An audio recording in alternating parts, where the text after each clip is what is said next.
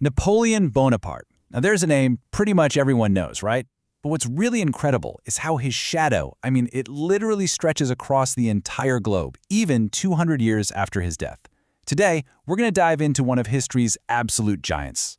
So how exactly could some emperor from the 19th century still be shaping your world, the one you live in right now? Well, the answer is way more surprising than you might think. Let's start with a few quick questions, and you'll see exactly what I mean. Okay, first up, does your country use a civil law system? If you live in, say, Latin America or most of Europe, or hey, even Louisiana in the US, the answer is yes. And the very foundation of your legal system, it traces right back to a single document Napoleon created. See, it's called a civil law system, where everything's written down in one big code. Totally different from the common law system you find in the UK or most of the states, which is all about past court decisions and precedent. All right, next question. This one's for the Americans out there. Live anywhere west of the Mississippi River? Well, the very reason your state is even part of the United States comes down to a single massive land deal. A deal Napoleon made just to get some cash for his wars. And what about the very idea of Germany or Italy as single nations? Yep, the answers to all of these questions, your laws, the map of the US, the creation of modern nations, they all point directly back to this one guy. It's wild, right? So, to figure out how he pulled all this off, we've got to go back to the very beginning. So, let's get into it. How did this all start? Well, our story doesn't begin in some fancy Parisian palace. Nope, it starts on the rugged island of Corsica, with a family that was, technically noble, but not exactly big shots. You have to understand, Napoleon was a total outsider. He was born Napoleone Bonaparte. That's Italian, not French. He even had this thick Corsican accent that people in the French military schools made fun of. But then, the French Revolution happened, and it just blew everything up. Suddenly, it didn't matter who your dad was. The old system of getting promoted because of your bloodline, gone. It was replaced by merit, what you could actually do. For a crazy smart, super ambitious young officer like him, this was the golden ticket, and boy did he cash it in. His huge break was at the Siege of Toulon, where he came up with this genius plan, recaptured a key port, and boom, they made him a general. And just look at this timeline. The speed of his rise is just staggering. Think about it. In less than 15 years, he goes from being a nobody's second lieutenant to basically the dictator of France. That is not just luck. It was this perfect storm of pure military genius, knowing exactly when to grab power in the chaos of Paris, and just this relentless burning ambition. So he grabs power in 99, and by 1804, he literally crowns himself emperor. And that's when he starts his biggest project yet. He wasn't just thinking about France anymore. He was going to remake all of Europe in his own image. And this is where you really see the two sides of Napoleon, and they're both equally important. On one hand, you have the builder. This guy was a workaholic administrator, completely modernizing France's laws, its banking system, its schools. But on the other hand, you have the conqueror, a military genius whose incredible army, the Grande Armée, just steamrolled across the continent, knocking down ancient kingdoms and redrawing the map of Europe like it was his personal sketchbook. Okay, of all the things he built, the Napoleonic Code, this was his masterpiece. You have to picture France before him. It was this crazy, confusing mess of old feudal laws. He just swept all that away and replaced it with one single logical legal system for everyone. It got rid of feudalism, it made all male citizens equal in the eyes of the law, and it protected property rights, which was huge for the growing middle class. Now, we gotta be clear, this equality had its limits. It applied to men, but it actually rolled back some of the rights women had won during the Revolution, putting them back under the control of their fathers or husbands. So it's complicated, but it was still a total revolution in law, and its influence, the good and the bad, was about to go global.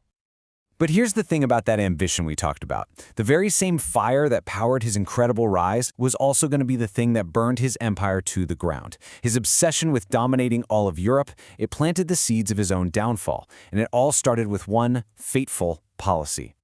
This right here was his first huge mistake. He knew he couldn't invade Britain. Their navy was just too powerful. So he thinks, all right, if I can't beat them with cannons, I'll beat them with cash. He decided to wage economic war. He created this thing called the Continental System, and it basically forbade anyone in his empire from trading with the British. He figured it would cripple their economy, bankrupt them. Instead, it backfired. Big time. See, to enforce this blockade, he had to invade Spain. And he thought it would be easy. But the Spanish people fought back in a way no one had ever seen before. They invented guerrilla warfare, the Little War. This brutal, bloody conflict dragged on for years, becoming what historians call the Spanish ulcer, just constantly draining his empire of soldiers and money. And that led to this. The Tsar of Russia eventually got fed up with the continental system and started trading with Britain again. And Napoleon, well, he couldn't let that stand. So he made the single most catastrophic decision of his entire life. He put together the biggest army Europe had ever seen, and he marched east, straight from Moscow. Just look at this chart. This tells the whole story. More than 600,000 soldiers marched into Russia. Fewer than 60,000, some say way fewer, staggered back out. I mean, the scale of that disaster is almost impossible to imagine. And his legendary army? It wasn't even destroyed in some glorious battle. It was annihilated by the endless Russian plains, by a scorched earth retreat, and most of all, by the brutal, unforgiving Russian winter. This was it. This was the beginning of the end.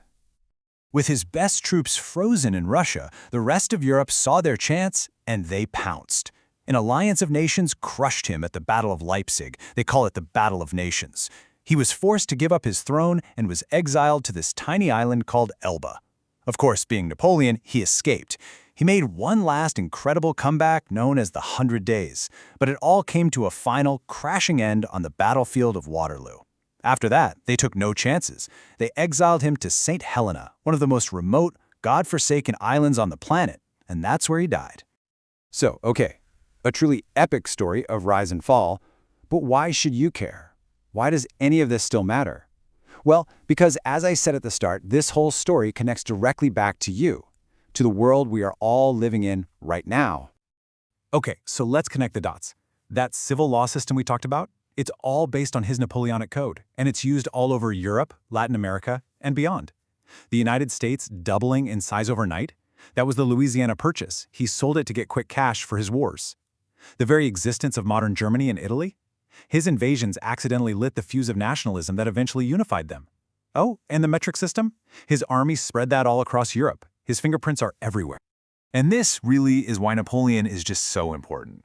Think of him as the bridge between two completely different worlds. On one side, you have the old world of kings and aristocrats. On the other, you have our modern world. Napoleon stands right in the middle. He put an end to the absolute chaos of the French Revolution, but he took its biggest ideas, equality, promotion by merit, religious freedom, and he baked them into a system of laws and government that could actually last. He slammed the door on the age of kings and threw open the door to the age of nations. So what's the final verdict?